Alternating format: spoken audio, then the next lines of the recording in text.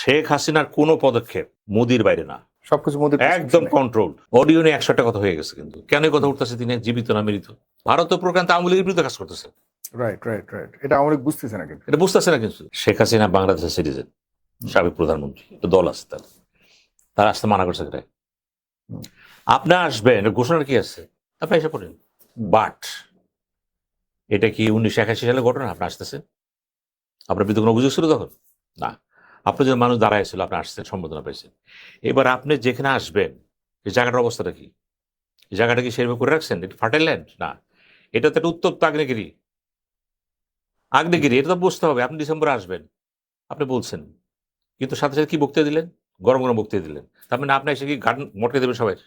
সবাই যে যারা অপরাধ করেছে তাদের সবাই বাড়িঘর এবং পুলিশের কথা বলছে, পুলিশ মাসে সেই বিচার হবে, বিচার হবে। উস্কানি না। আমি আপনার কাছে স্পষ্ট করে বলি, দেখেন, আমি চাই যে আওয়ামী লীগ দল হিসাবে বিকশিত হোক, গণতান্ত্রিক পরিবেশ। আওয়ামী লীগ, বিএনপি, জাতীয় পার্টি বা জামাত যারাই আছে, দল মানুষকে চিনুক। আওয়ামী লীগের সংগঠন, তার লোকজন তো আছে, কিন্তু পরিবর্তিত পরিস্থিতি তাকে বুঝতে হবে, মানুষের পাঁচটা কি, জনগণটা কি, না বুঝতে হবে না তো। কারণ শেখ হাসিনা একটা কথা বলবে, এদিকে আওয়ামী লীগের অত্যাচার শুরু হয়ে যাবে লোকালি। এটা কি করবেন আপনি? রাইট। এখন যদি পরবর্তীতে মনে করেন ডিসেম্বরে সে আসবেন, আমি বিশ্বাস করি সে আসতে চান, সে এটা বলতে পারবে না যে আসবো আমি, এটা বলার সুযোগ নাই আমি আসবো।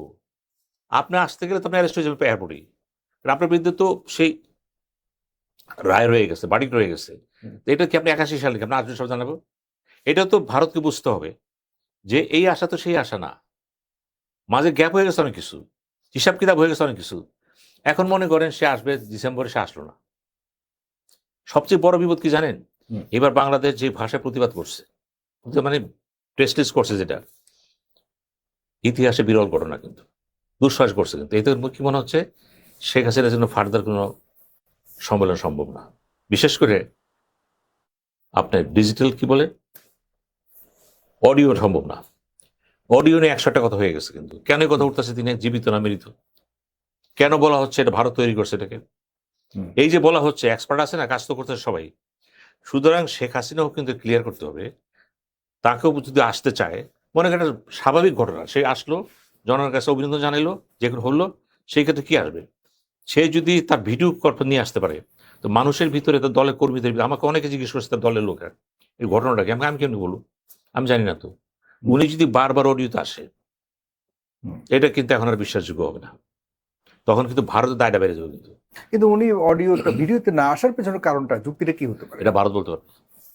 মানে অডিও তো বলছে, ভিডিওতে শেখ হাসিনার কোনো পদক্ষেপ, আমি স্পষ্ট ভাষায় বলে দেব টকশোতে, শেখ হাসিনার কোনো পদক্ষেপ মোদির বাইরে না, সবকিছু মোদির একদম কন্ট্রোল।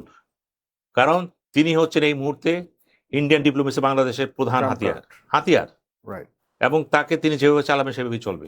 আওয়ামী লীগের কোনো নেতা স্বাধীনতা নাই, ভারত যারা আছে তারা নির্ভরশীল হয়ে গেছে। তো আপনি কি করতাম? আমরা তাই করতাম, কিন্তু মানুষের জীবনটা তো এরকম না। তো সেই ক্ষেত্রে বাংলাদেশের ক্ষোভটা কোথায়? যে উনি কি বলতেছে বড় কথা না, আবার পররাষ্ট্র কি রণধীর কি জয় সোয়াল, উনি বলে দিচ্ছেন এটা সেটা গোজামিল হয় না, একবার শিখা না।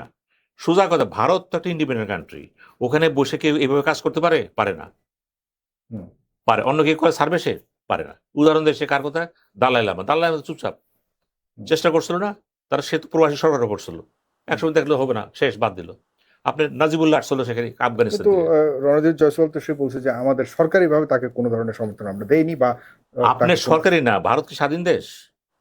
ওটি সরকার আপনার জায়গায় যখন কথা বলতেছে, আরেক দেশে সমস্যা সৃষ্টি করতেছে, সেই দেশ মানা করতেছে আপনাকে, আপনি চুপচাপ। এই ধরনের অ্যাবেসিভ কথা বলা যাবে না। এই যে সরকার কথা এখানে বললাম, ভারতের ডিপ্লোমেসি দুর্বল।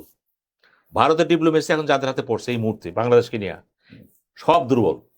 চিন্তা ভাবনার ক্ষেত্রে কিন্তু তারা বাস্তব আসতে পারতেছে না। চিন্তা হাই, অনেক বড় চিন্তা, কিন্তু বাংলাদেশের জন্য কোন সুইচটা অন করবো সেটা তা জানেন। তাহলে একটা সময় তো বাংলাদেশের আসলে ভাগ্য নির্ধারণ হতো ভারতের মাধ্যমে, অনেকটা আমরা যতটুকু শুনেছি।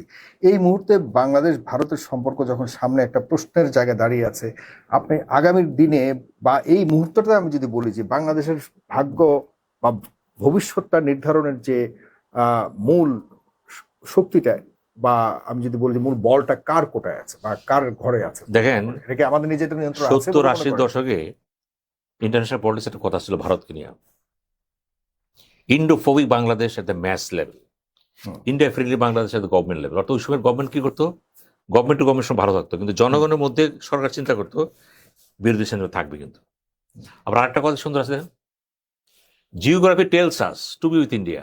অর্থাৎ জিওগ্রাফি বলতেছে ভারতের সাথে মিলেমিশে থাকো, কিন্তু history tells us to be aware of India.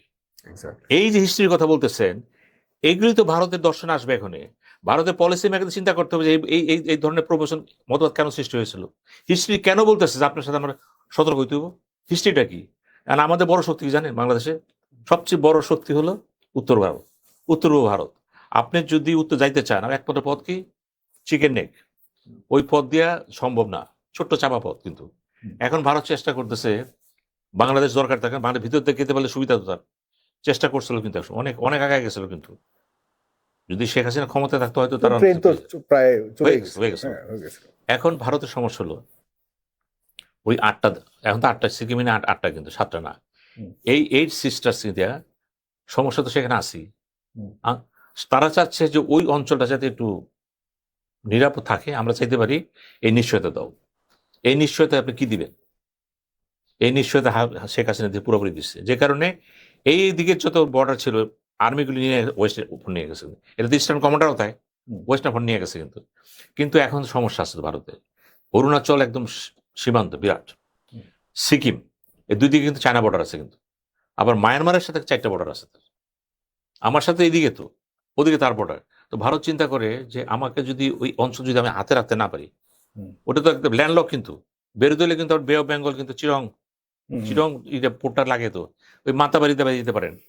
তো ভারত চিন্তা করতেছে বে অফ বেঙ্গল যদি আমার হাত ছাড়া হয়ে যায় সমস্যা, তো তখন সে চিন্তা করবো সে আমি কি করতে পারি। তো তার তো চিন্তা করতেই হবে। তো উত্তর পূর্ব ভারত, বে অফ বেঙ্গল, এই কনসার্ন থাকবে তার। এই নিরাপত্তার জন্য কিন্তু সে অতিমাত্রায় সে আওয়ামী লীগ নির্ভরশীল পড়ছিল। আওয়ামী লীগ কিন্তু তাকে আশ্বস্ত করেছিল। সত্যতা বলতে কি, সেখানে নিজেই বলছে এত দিলাম কি পেলাম। এটা তো আপনার এত দিছি যে জীবনে ভুলতে পারবে না। তো ভুলতে পারবে না, এই জন্যই সে ব্যস্ত যে তাকে আবার নিয়ে যেতে পারবো সেখানে। কে বলছে? শেখ হাসিনা বলছে। তো তাকে জিজ্ঞেস করে আপনি কেন বলেছিলেন? সুতরাং ভারত শেখ হাসিনাকে যেভাবে তুলে ধরতেছে তার জন্য ভালো না। তো এটা আওয়ামী লীগের জন্য ভালো না। ভারত প্রোগ্রাম আওয়ামী লীগের বিরুদ্ধে কাজ করতেছে। Right right right. এটা আওয়ামী লীগ বুঝতেছে না, কিন্তু এটা বুঝতেছে না। কিন্তু এখনো বাংলাদেশের মানুষের জন্য আওয়ামী লীগ রাজনীতি শুরু আমরা করেনি। কেন বলতে চাই যে আওয়ামী লীগ মানে ভারত, তাই নাকি? না, আওয়ামী লীগ জাতীয়তাবাদী, আওয়ামী লীগ জাতীয়তাবাদী শক্তি একটা, ভারত হবে কেন? যুদ্ধ করছেন এরা। এখন এই অপবাদ কেন নেবেন? ভারতের রং পলিসির কারণে কিন্তু আওয়ামী লীগ নিজে দোষা প্রয়োগ করছে। এক্স্যাক্টলি, ধ্বংসটা সবকিছুর পর এখন আরো একটা বড় স্টেক রয়ে গেছে।